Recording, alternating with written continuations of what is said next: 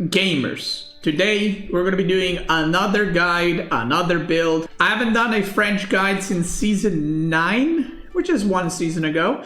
And that guide that I did is how to do pro scouting with French. Now there's been some changes to pro scouting, like the increased cost, but it didn't affect French too much. So if you're looking for a pro scouting build, season 9.1 is still viable and is still more than fine to use. So today I'm going to be showing you a 2 town center build and a COC, aka COC build.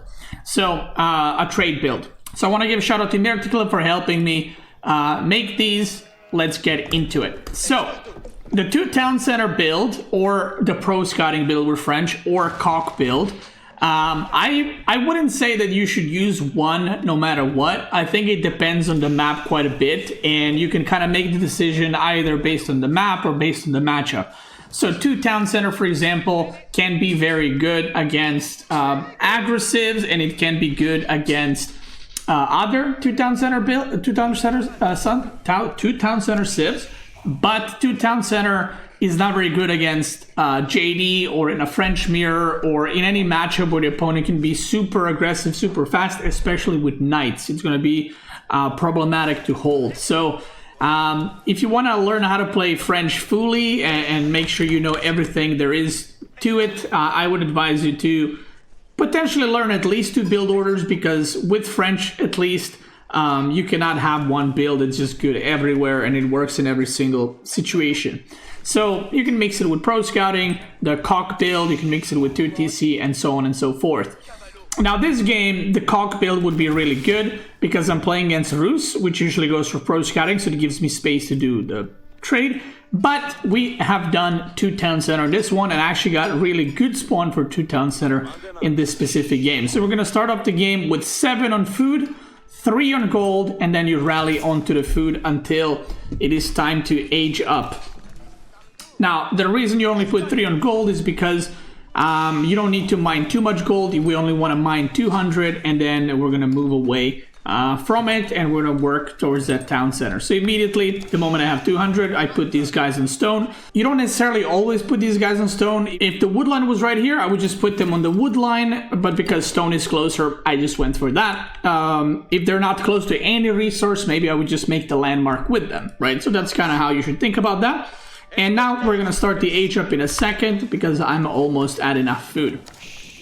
Now, I like aging up with 3. You can also age up with 2 if you like. 2 for aging up is kind of standard with most civs when you're doing a 2TC build.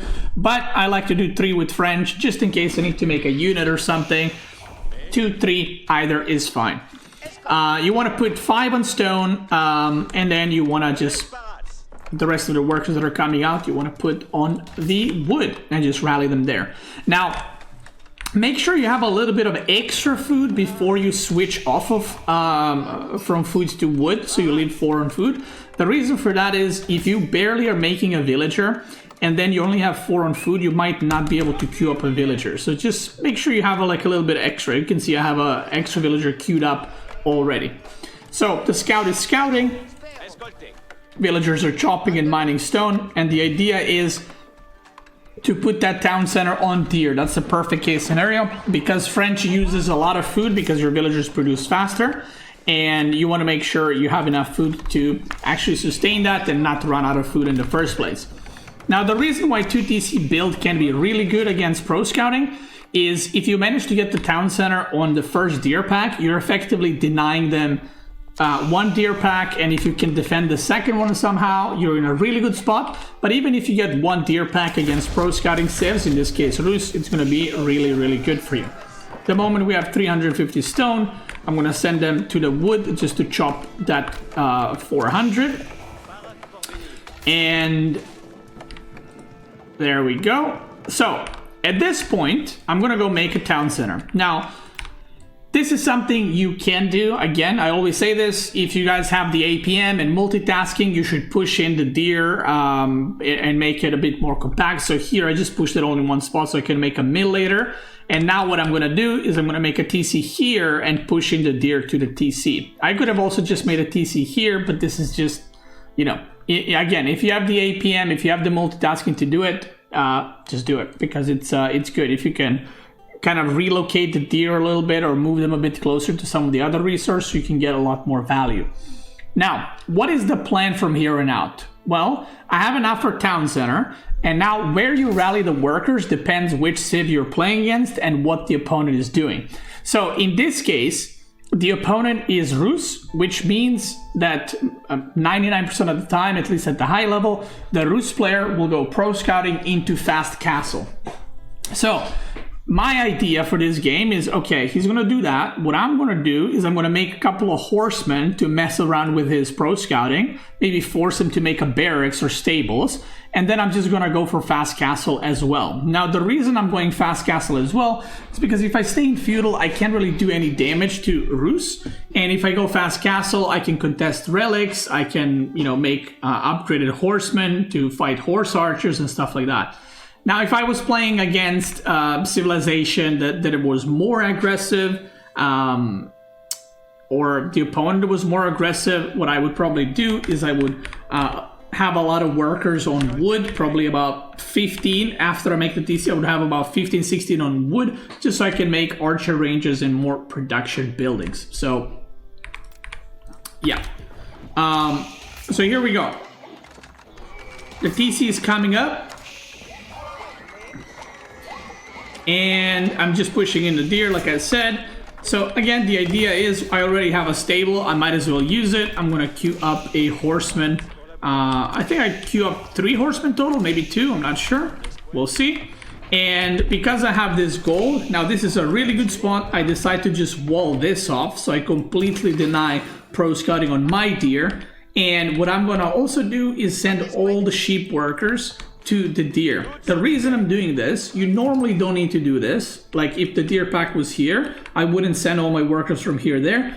But because I have double deer pack there, I'm just going to send all of them to gather there, get the faster age up, and I'm going to get survival techniques immediately as well. So at this point, I'm just trying to mess with his pro scouting as much as I possibly can.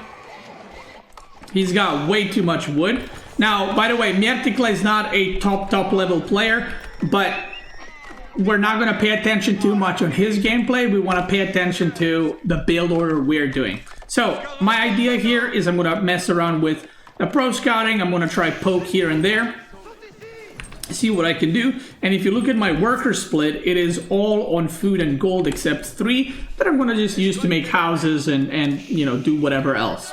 So this is what I would normally do against even civs. Like if HRE is going fast castle, I would probably do something like this as well.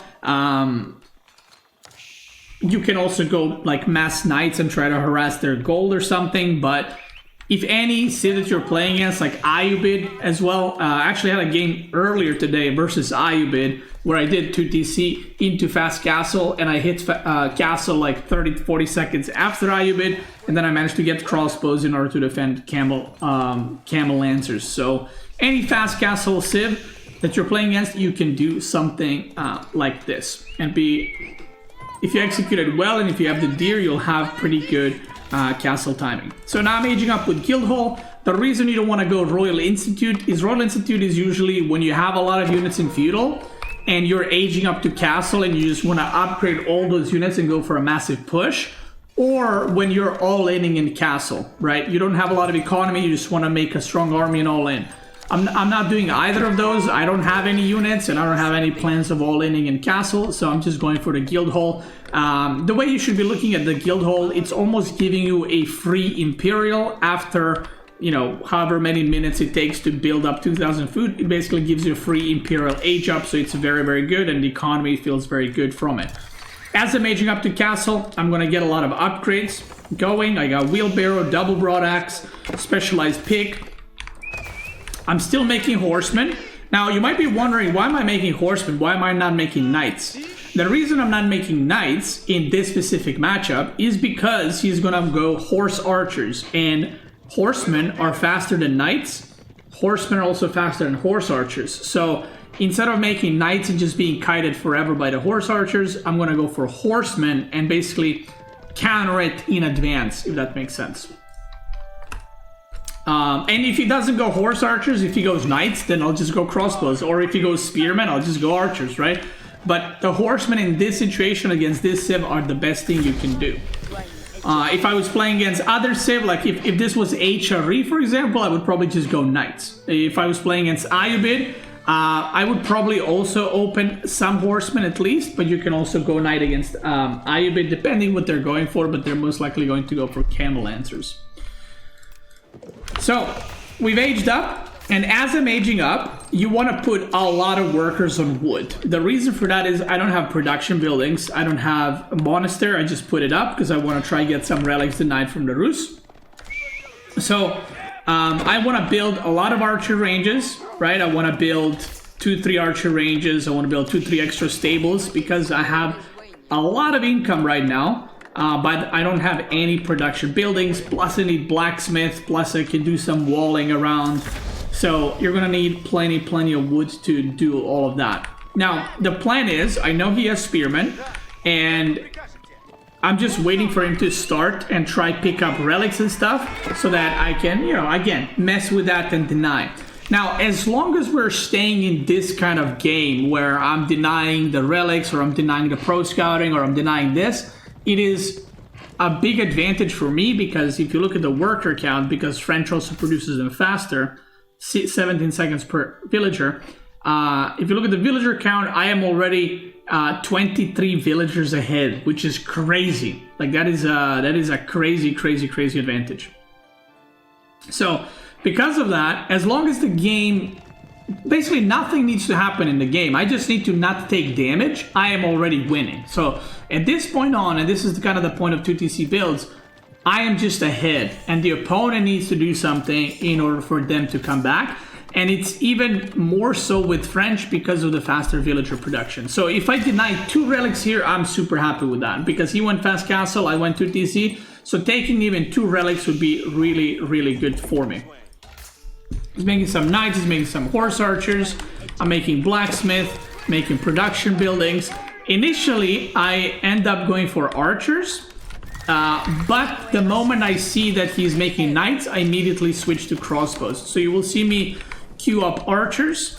Yeah, there's the archers, and there's the upgrade for the archers. And I think, maybe not yet. Look how fast horse archers died to horsemen, by the way. These are upgraded horsemen. I think in a moment here somewhere, I see a knight, and I'm like, okay, I'm out. Like, I'm not gonna... right here. So look at this.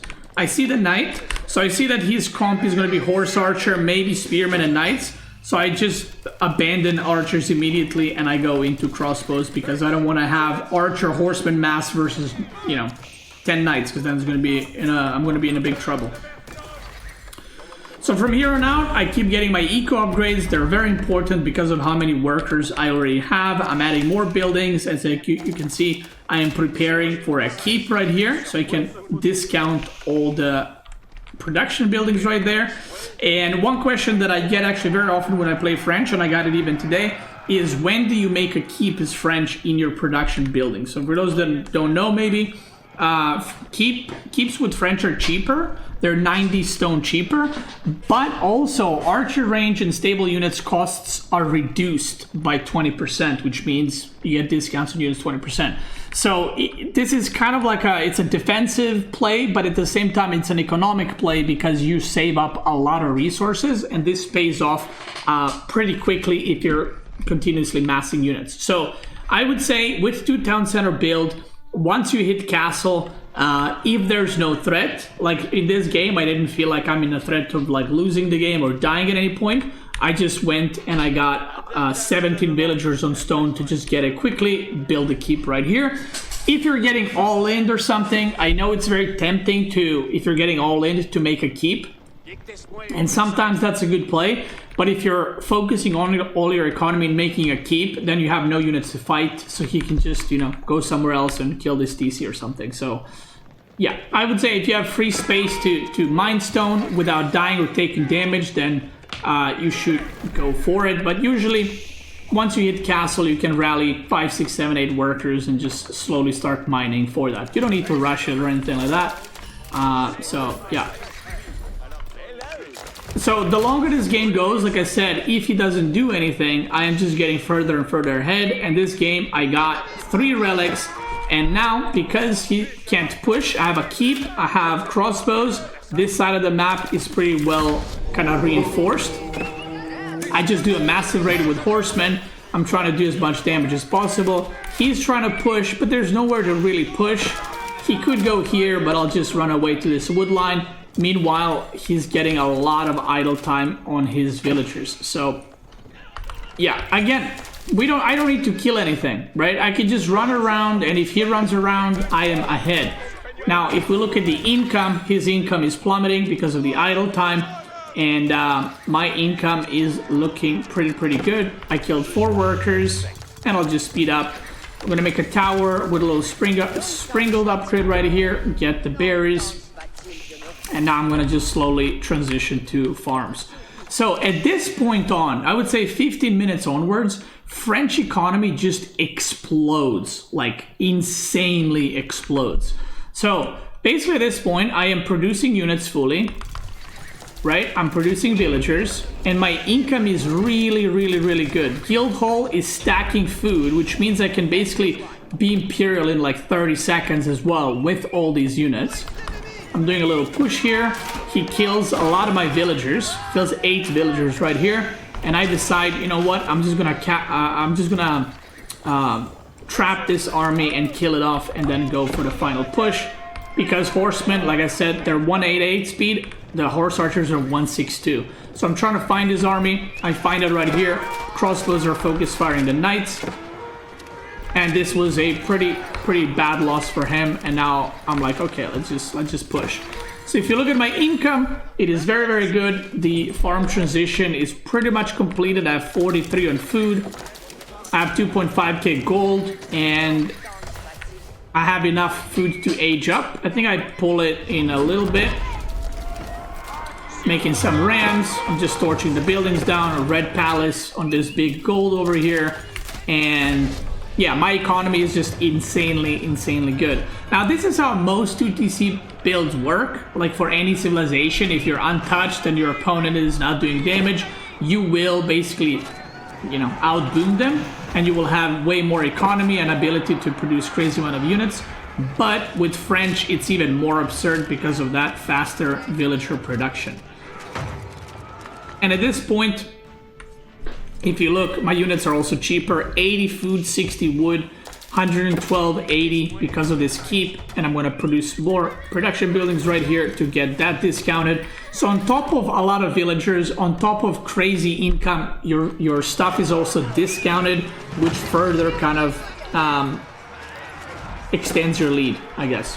Now, I think playing French 2TC is very much all about how you set up your defenses, just like with any 2TC build, and which units you respond to, and with which units you respond to, but also making sure you secure the food. Now, one thing is, if my deer pack, the second deer pack, let's say it wasn't there, let's say it was an open space, what I would probably do is, instead of having a second safe deer pack, which is obviously, that was a very good spawn, what I would do is I would just go for an early tower on the second deer pack and upgrade arrow slits and still go for those 2-3 horsemen.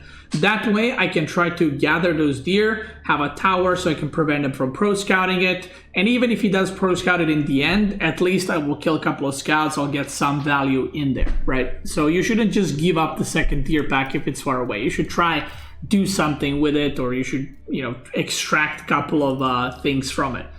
Now, I'm going to show you 2 games now. So that was 2 town center, how to play, thought process, and everything else. And again, if you're getting all in with 2 town centers, all you need to do is make production buildings and make units appropriate to defend, which if you're getting all in with knights and you're playing 2TC French, don't be afraid to just make spearmen. If you're playing against, you know, spearman archer comps or spearman longbow, just go for horseman archer or knight archer in order to defend.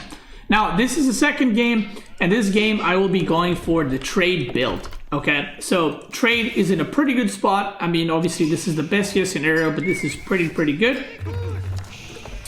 And I'm going to show you a different way to open with trade. So, what I'm going to do is I'm going to immediately open with wheelbarrow. Why? Well, you need upgrades anyway so that the COC, the landmark, Chamber of Commerce, can produce traders for free. Every time you get an economic upgrade, you get a trader for free.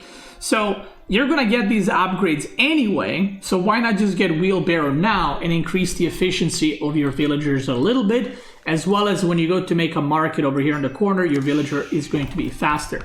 So what I did here is the moment the game starts, you take one villager, you build a mill, a house, and you just leave it on berries. You put 6 on food, and you have 5 on food, and then another villager gets sent out over here on the gold. So basically you want 6 on food, 1 on berries, and then you're gonna rally onto the gold because you need not only 100 gold, you actually need basically 102 gold, I think. What is the wheelbarrow? Yeah, 102 gold extra, 98 gold extra in order to age up. So you're gonna need quite a bit of gold. So I'm gonna go up to 5 on gold in this game, just because of the wheelbarrow upgrading. So now we got wheelbarrow, the villagers are gonna move a little bit quicker, and now the split for the workers is gonna be 8 and 5.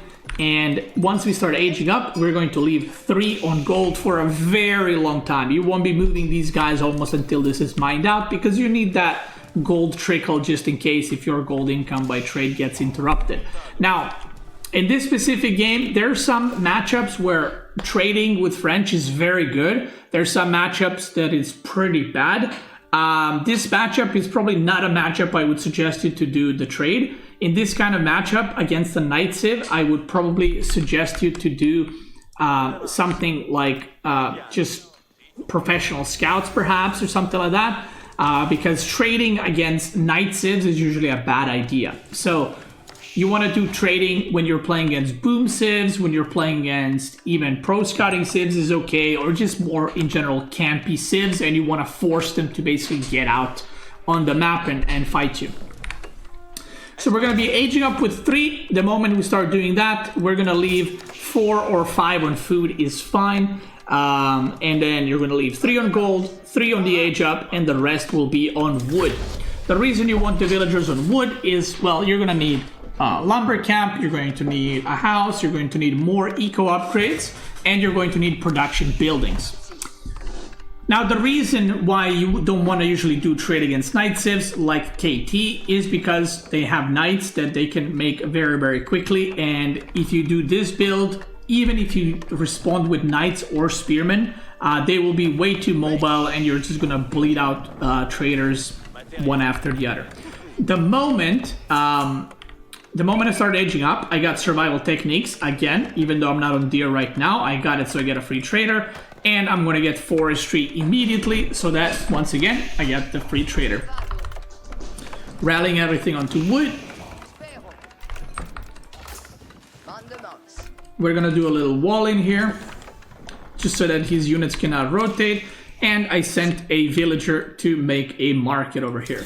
Now, one thing to note, I did scout that he is going for stable, so I do know that knights are coming. I pre-split, or I spread his deer over here so that I ruin his deer gathering, basically.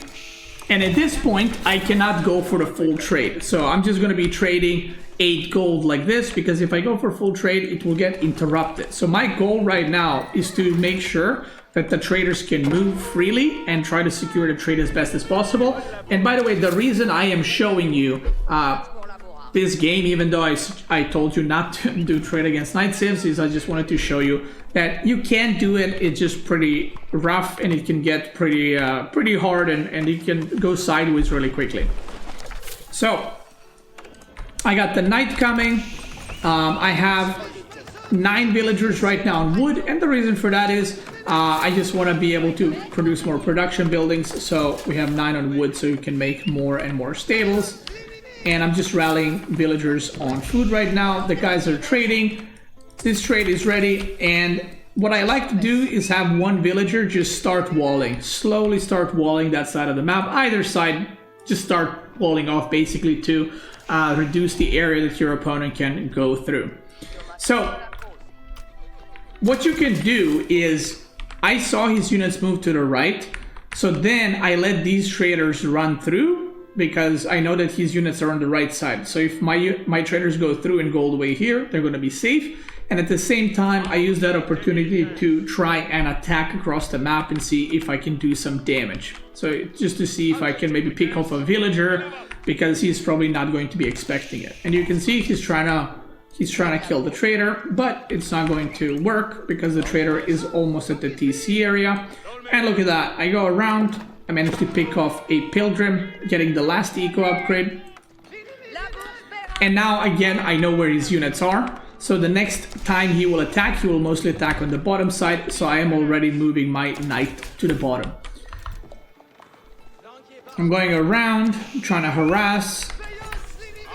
Just keeping, basically I'm forcing him to keep some units in his base.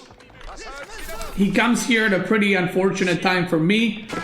He gets the charge off. I get the charge on his confettis, chandeliers. And it's kind of rough because my villagers are low and I'm trying to finish this tower as best as I can. Now, the reason I'm going for deer right here is for two reasons. Number one is I need to slowly get away from sheep because I am running out. And number two, making a tower here and upgrading it not only will secure the deer, but it will also provide kind of defense for my trade in this whole area, and it's going to give me a lot of vision. So you kind of get double value by doing this. Now he takes a lot of damage on his knights. I end up losing the villager to the boar because he pulled a boar on me. So the tower finishes.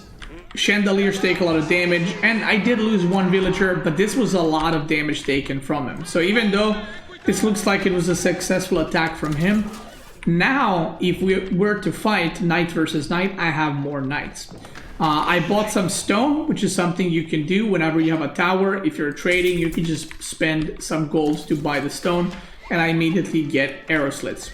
Now, there's two ways to play this. I had two stables. There's two ways to play this. Either, because I don't know if I saw it yet that I'm about to see, if you see spearmen, you can just start producing archers, or you can just double down on the knights. So if you see spearmen in this case, I would make 2-3 archer ranges and I would just go knight archer, and you try to out-micro your opponent. Another thing that you can do is just double down on the knights. So you can see I still have some, I have 6 villagers on gold actually because I'm going pure knight. So I added a couple of more villagers. I got all the eco upgrades that I could, making more houses. I'm going to do a little wall on this side as well, and the trade is looking good. Now, one thing to note is I haven't talked about this, but I actually haven't made a lot of traders. Okay, I only made I think 2 or 3 traders total, and the rest I got from the by upgrading economic upgrades. The reason for this is even though I am doing a trade strat, if I keep producing traders, I might just die because I'm overcommitting to economy. If you look at the economy right now, I am already way far ahead compared to him. He does have a pilgrim, and even if we say this is 3 villagers worth, it's still 44 villagers to 30, of which 8 are traders. So I am already super far ahead on economy. All I need to do is not take damage. So I'm just chilling with producing traders right now. I make 1 here and there, but I don't want to overcommit. The main thing I want to do is get a good fight in, and then I can kind of squeeze in a couple of more traders. So if I were to kill these 5, I would probably squeeze in like 4, 5, 6 more traders and just extend my lead. So I see the confetti chandeliers. I chase them out. And at this point, it feels pretty good. And this is, I think this might be the first time I've seen the spearmen. So I could have put more workers on the wood and that way decided to make archer ranges. But I decided to kind of just double down on this and show you how that works. So one important thing when you're doing this trade strategy is if you're fighting spearman knight, what you want to do is get these charges off like this. You do a charge when the spearmen brace. I have a video and micro on this, so if you don't know how to do this, there's a ultimate micro guide, I think it's called, on my YouTube channel. Basically, you want to charge when the spearmen brace, you move them away, and then you charge again, and the spearmen will not be bracing anymore. So what I do right there is I get a charge off, I damage a bunch of units, and then I just disengage. And look at his units. They're all, some of them are very damaged. Now I'm just gonna run away, I'm gonna chill. I'm gonna try to avoid fight.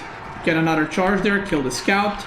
And the more he's running in, I am closer to my reinforcements. So I'm gonna have more and more units. And in a second, my charge will be ready. And I'm gonna turn around and do another charge, dealing massive, massive amounts of damage. So here we go.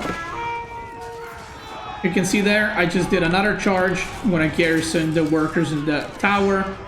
And all of a sudden, his army looks a lot weaker now, right? He lost a unit here and there, and suddenly I lost 0 knights, I think, in that whole fight. And this is the moment where you want to start producing traders again. Now, I lack some wood. I'm going to produce more stables, but this is the point where I felt like, okay, I took a good fight, so I can start producing some more traders from here on out. 17 knights. Again, I'm trying to do the charge thing. Look, the chandeliers are in the front. Turn around, boom, little charge. I do lose a knight there, but he loses one too. I'm gonna send these guys back home to heal. And from this point on, my goal is to secure the trade fully, either by fully walling or putting pressure on my opponent. Both can work, both are fine, and you can see the traders are now back in production. So I'm gonna speed up a little bit. The chivalry now is healing my knights. I'm getting this deer. I'm getting all the food. I'm feeling pretty good about my position in the game. I'm trying to do some raiding. And this is kind of where the trade strats get out of control. Because not only I'm playing a strategy that just gives you crazy amount of income. He did a raid here, killed a few villagers. Not only I have crazy economy and just really good amount of villagers, I am also on full knight, which is extremely mobile. So once I defend, I can just counterattack immediately and do a lot of damage. But at the same time, when you're defending with Spearman Archer, for example, in any of the games and your opponent attacks you, if they're like, you know what, that's a bad engagement, let me disengage. When you're playing against knights, you can't really do that because if you try to disengage as blue, I can just chase him down and kill all his units. So it's a very dangerous game that both sides are playing. Now in this game, I'm going to go for Royal Institute because I have 21 knights. So getting Royal Bloodlines would be extremely good here. But another reason why Royal Institute is extremely good with this strategy is you get Royal Bloodlines, you get canted saddles, cantled saddles for cheaper, right? All the upgrades are 30% cheaper. You can get the crossbow upgrades. This is Imperial, this is just a castle upgrade. You can get enlistment incentives, which is Imperial upgrade for your keeps to further reduce the unit cost by 5%. But you get this too, which I feel like a lot of people forget. Merchant Guilds is an Imperial upgrade that makes it so that active traders generate 1 gold every 6 seconds. And this is a really, really good upgrade. So if you're going for this kind of trade strategy and you have a lot of traders, this is very much worth to get as soon as possible. Pretty much all of these upgrades except the long guns, because that's for water maps, is very, very important to get. So I'm getting all these upgrades right now. I'm getting Royal Bloodlines, and now I can just start harassing. I can start trading. Mind you, my income should be, let me see, my villagers just started gathering here. I think they were moving. My income should be a lot higher, and I can start trading and picking up workers. So if I'm trading knights for workers at this point, it might look bad, but because my army is more mobile and I have more income, I can do that. Now, I'm making a monastery to take relics. Obviously, you don't need relics because you have a lot of gold income, but you want to take relics so the enemy doesn't take them. Now, because he took some bad fights earlier, he is behind and he needs to keep making spearmen or he will die. So he's making spearmen, he's out of food, he cannot go on these resources because if he goes, he's just splitting up his base and army even more, and if he does that, I can just run around with all the knights in one spot and just kind of start mowing him down one by one. So He's trying to do some raiding here, but I have knights, I have walls. I'm gonna break through here, and again, this is how you want to play with this. It's very important to not lose the knights, but look how much idle time I'm doing, how much damage I'm doing. I am going to lose some knights, and that's alright. Just gonna run around here. There's more knights coming on this side. And he re-walls here, which is very good. But I just do a run around once again. Another villager dies. I notice here, he's gonna chop through actually. Boom. Get some damage in there. And if you look at the worker count, it's 95 to 30 right now. I am full producing traders. I am on 30 traders right now, and I am not mining. Actually, I'm mining gold with 5 villagers, sorry. But you can see my gold income is very, very good. Now, if you ever run out of food, one thing to note, you can just select a lot of your traders like this and just put so they get food instead of gold. If you guys don't know, that's something that French has. It's unique to French. I think JD too, right? Where they can select, so instead of getting 75 gold, they can get 75 food per drop-off. So if your food sources are super far out and you just can't get food, just make even all your traders get food instead. So if I were to run out of food now and I'm getting all in, I could select all my traders, put food, and then put a lot of villagers on gold instead, because that would be more secure. Now, we're gonna do a little fight here. I have royal bloodlines and I am castled. He's still in feudal because he has to make units to not die. Worker count is very bad for him. And I did the bait, then we fight, and this amount of knights, I mean, I have more knights than he does spearmen, right? And I'm age up, so with royal bloodlines. So this fight is not gonna go well for him. And he decides to tap out. So I'm getting all the upgrades. I also got keep meanwhile. So my knights are now not only cheaper, but they're about to be even cheaper than that with the upgrade. So this is how I would play against like a knight civ, but again, I would strongly advise you to avoid it. So do not play this against French JD or Templars, unless you get super good trade. But even then, it's a bit sus.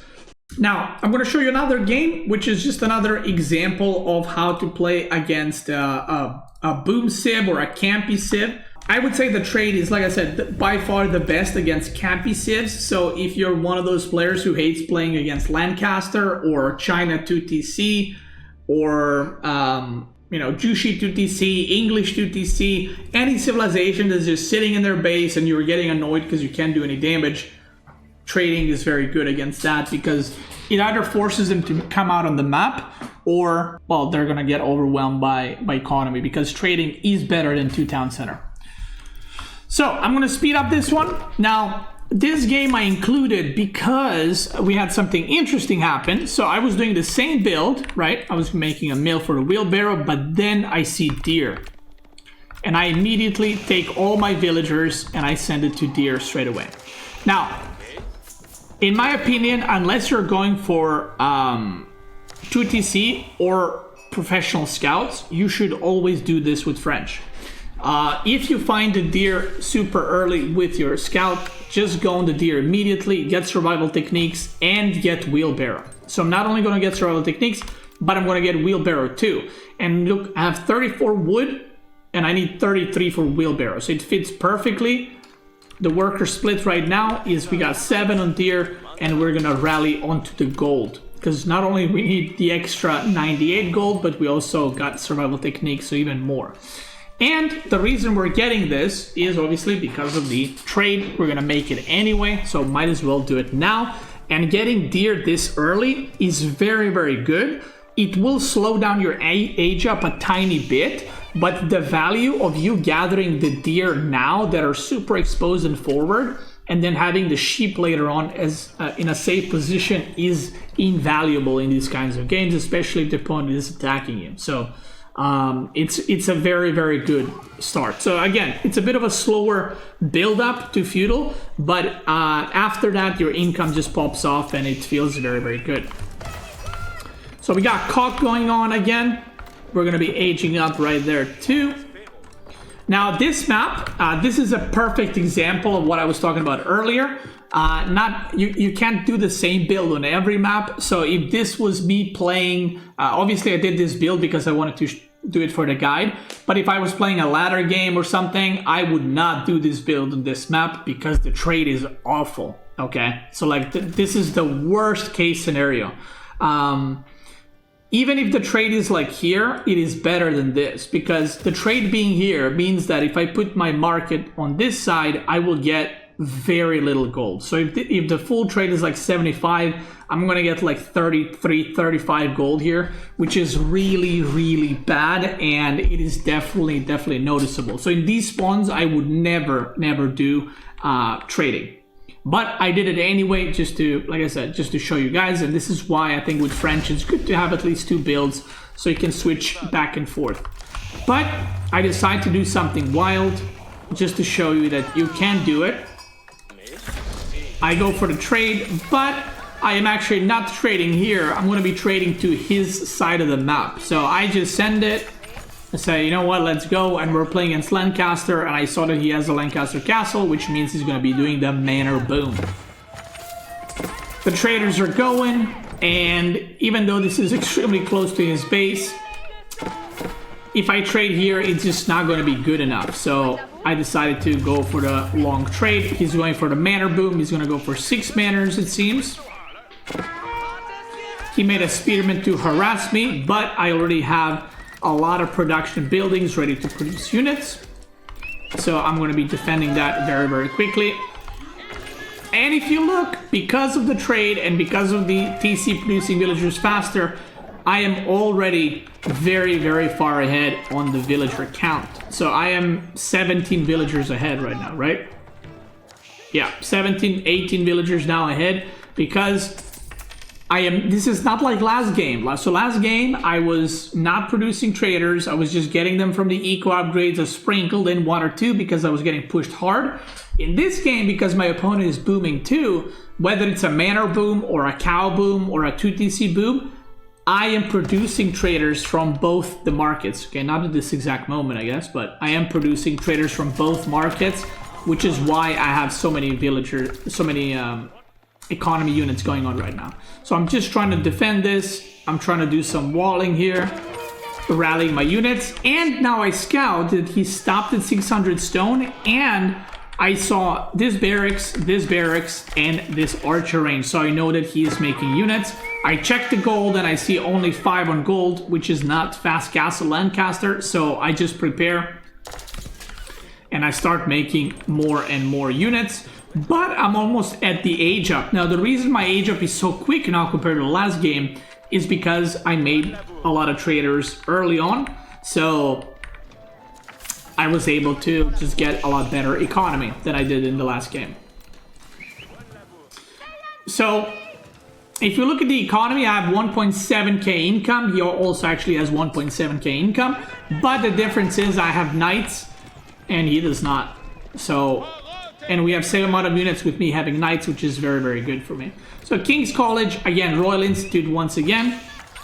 He is kind of poking, but you can see he doesn't want to fight because he's aging up. And I don't really want to fight because I'm aging up, so we just both kind of go back. He does a raid here, which goes really good. He kills all my villagers. -5, it is what it is. And right now I am just still producing. I'm getting the eco upgrades so that I can boost my economy, but I get a little free trader from it as well. And I keep expecting he's going to attack here. I keep trying to poke, and then this raid comes out again. Causes a lot more idle time, so I have to go back, which is a little bit unfortunate. But in general, the game plan from here on out is, once again, to put a keep, to reduce all the unit costs, and to somehow wall the trade fully. So no matter if the trade is here like this or like this, you want to wall off the trade and secure it as best as you can. Okay, now what I could have done here, instead of going on these berries and deer and bleeding villagers and getting harassed, I could have just taken, how many traders do I have? 23. I could have taken 13, put them on food, and then put these guys back on gold and just kind of balance out the economy that way. So again, don't be scared, don't be worried to put the traders on food. It is very good, especially if your food spawns are pretty bad. You're still getting resources, and that's kind of all that matters. And you shouldn't be worried like, oh, but I'm mining out gold, you know, and I'm putting traders on food, but I could have more gold. Because with trading, you actually don't need to mine gold in general. So it is completely okay to do that.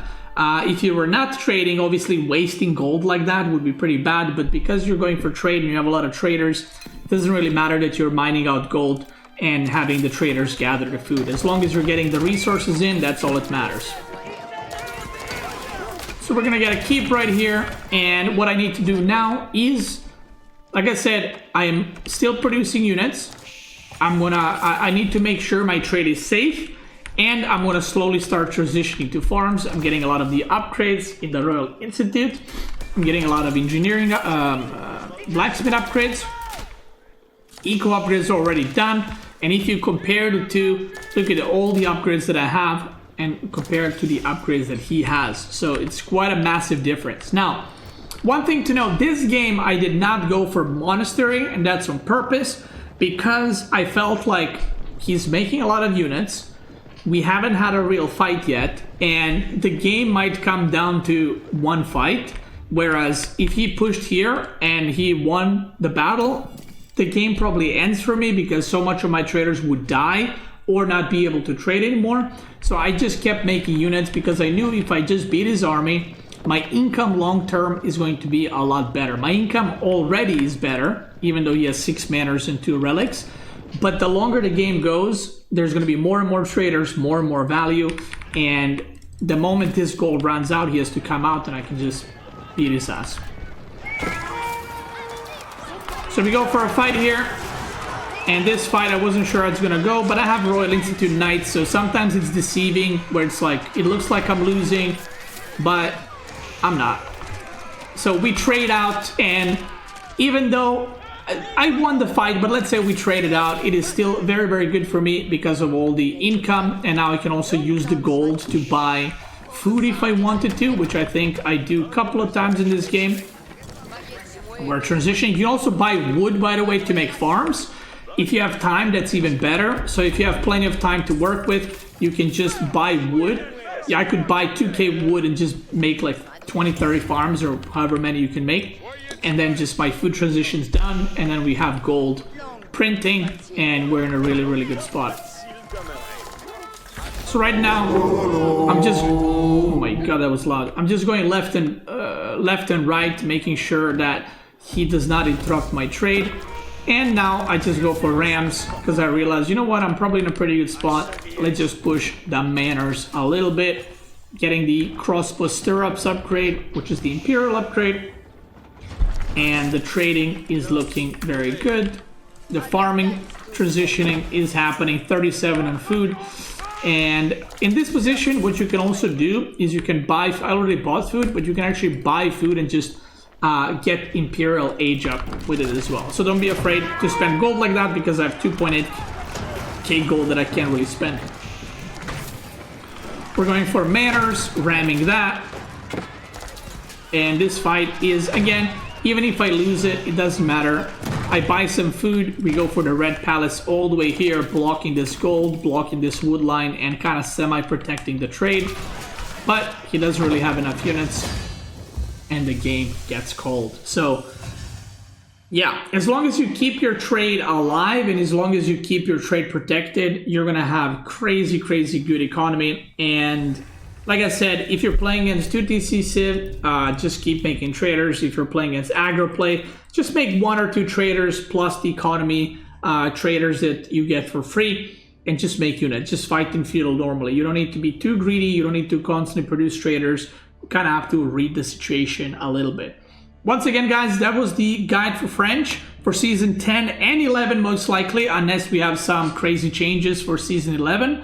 I will update you in the next season, but this was the 2 town center and the trade with French builds. If you are looking for pro scouting build, there is a guide for that on my YouTube channel. It is, I think, how to pro scout with French in Season 9 guide or something like that. And that guide is still good. Nothing's changed with it, so it's still very much viable. So that's it. If you're watching on YouTube, thanks so much for watching. I will be doing more guides for all the other civs, and I'm going to try to do 2 build orders per video. So if you enjoyed this one and you want to learn more civs, soon more to come.